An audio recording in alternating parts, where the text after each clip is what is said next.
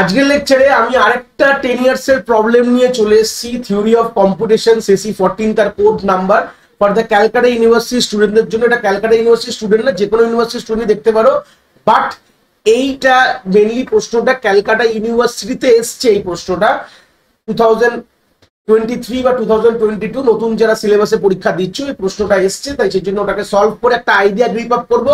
এর আগে অলরেডি এরকম একটা ভিডিও চলে এসছে আমাদের সেম প্লে লিস্টে, থিওরি অফ কম্পিটিশনস অটোমাটাতে চলে এসছে। তোমরা যারা দেখোনি এই লেকচারের বা এই ভিডিওর ডিসক্রিপশনে যাও, আমাদের প্লে লিস্টের লিঙ্ক পেয়ে যাবে, সেখান থেকে দেখতে পারো, বা আমি এই ভিডিওটার আই বাটনেও আগের ভিডিওটা দিয়ে দেবো, তোমরা চাইলে জিনিসটাকে একবার দেখতে পারো। তো প্রশ্নটা কি বলেছে এখানে, যে ড্র স্টেট ট্রানজিশন ডায়াগ্রাম বা স্টেট ডায়াগ্রাম বলে দেবে প্রশ্নটায়, ফর দ্য এনডিএফএ মানে নন ডিটারমিনিস্টিক ফাইনাইট অটোমাটার জন্য তোমাকে আঁকতে হবে।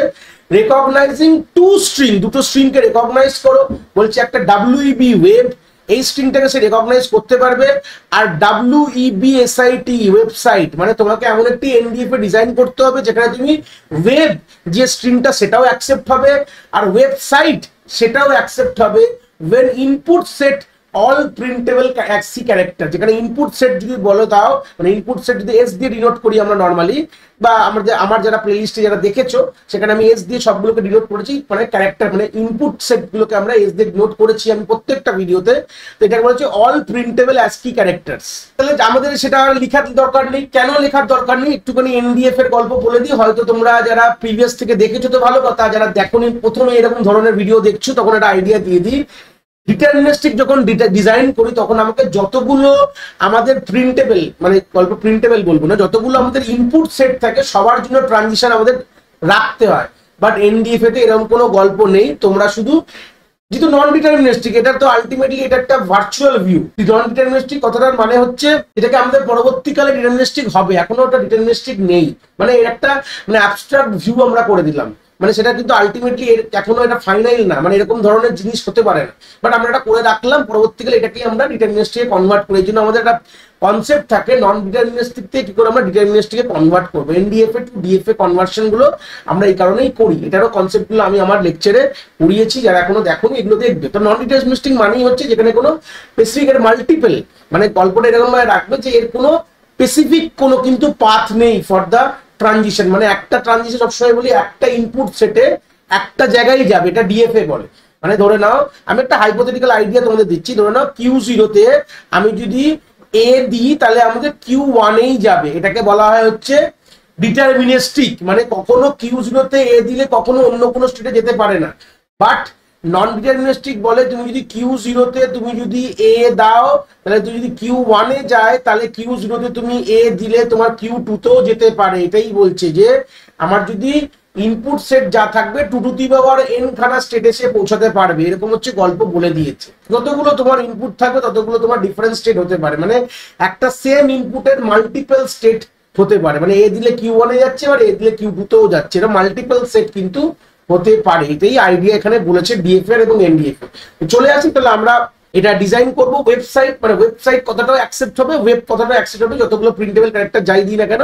তো যেহেতু আমাদের এনডিএফএ তে আমাদের সবগুলো ট্রানজিশন শো করতে হয় না, সবগুলো ইনপুট ক্যারেক্টার্স এর হিসাবে যেগুলো দরকার সেগুলো শুধু শো করাই। যেরকম লাস্ট লেকচারে যখন আমরা একটা প্রবলেম সলভ করে ডিএফ এর উপর সেখানে বলেছিলাম যে প্রত্যেকটি ইনপুট সেটের জন্য আমাদের কিন্তু ট্রানজিশন দিতে হয়, কিন্তু এখানে কোনো ব্যাপার নেই। তো সেই সূত্রে গেলে আমরা ডাইরেক্ট আমরা চোখ বুঝে আমরা কি করব, আঁকতে খুব অসুবিধা হবে না।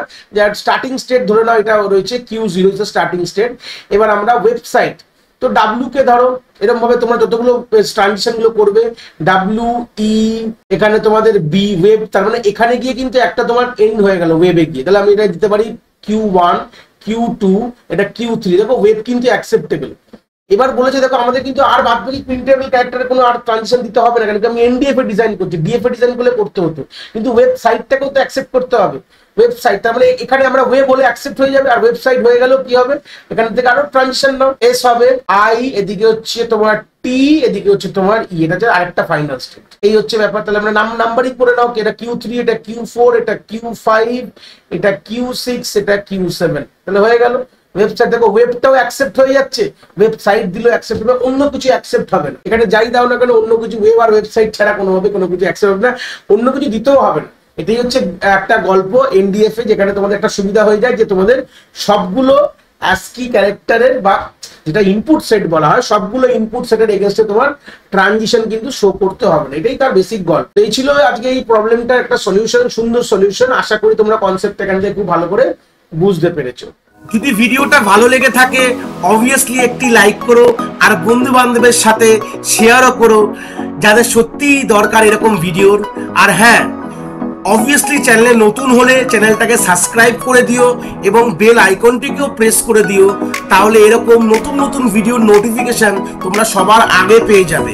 তোমাদের এক একটি লাইকে আমি অনেকটি মোটিভেশন পাই, আমি ফিউচারে এরকম ভিডিও আরো তোমাদের যেগুলো দরকার আমি অবভিয়াসলি নিয়ে আসার প্রচেষ্টা রাখি।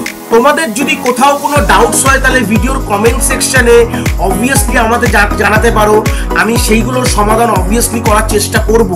তোমাদের যদি মনে হয় স্পেশাল কোনো টপিক আছে যেটা নিয়ে ভিডিও বানালে তোমাদের সুবিধা হবে, সেটাও তোমরা আমায় জানাতে পারো এই ভিডিওর কমেন্ট সেকশনে লিখে।